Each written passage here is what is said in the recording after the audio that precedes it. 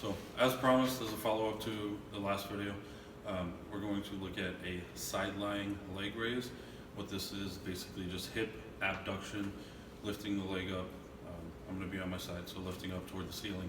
And what we're feeling for mentally is my TFL firing, is my glute med firing.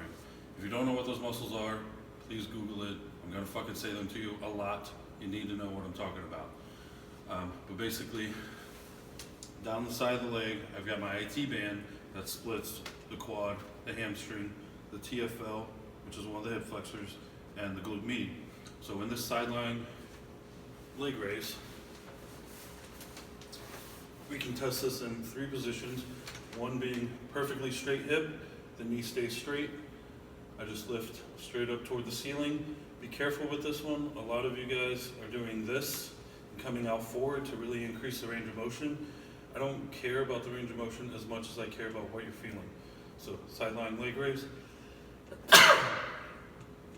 Do we have good TFL? Do we have good glute med activation there?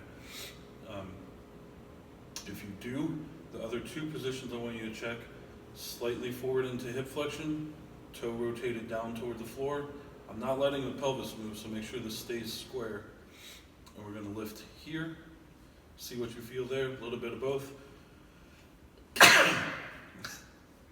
Good. A little bit of hip extension. Rotate down and lift there. Now, in the front and back positions, you may feel a little bit more bias to the glute and or the TFL, depending on your particular body. But the point is, in all 3 positions, I should be feeling some contribution from both of those. If I do not feel one of those, that means that the other muscle is absolutely being overworked. So here recently, I've had a lot of people with glute med dominance, and the TFL is not working very well at all. So what do I do to fix that? I can't just do a ton of leg raises if the TFL simply isn't working in this position. So the TFL, being a hip flexor and a hip abductor, we can take you into hip flexion, and it's also an internal rotator. I can internally rotate and abduct. So those are the 3 specific functions to the TFL that should get it fired up. So I can just internally rotate, abduct, hold. That should get that feeling in there.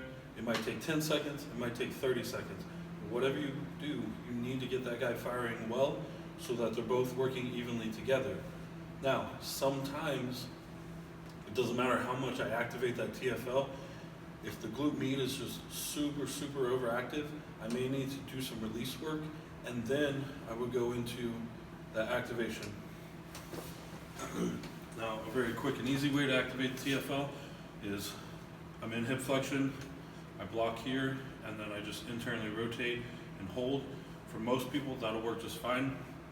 If you find that you need resistance, you can loop a band around the ankles, same thing, internally rotating the hip and hold.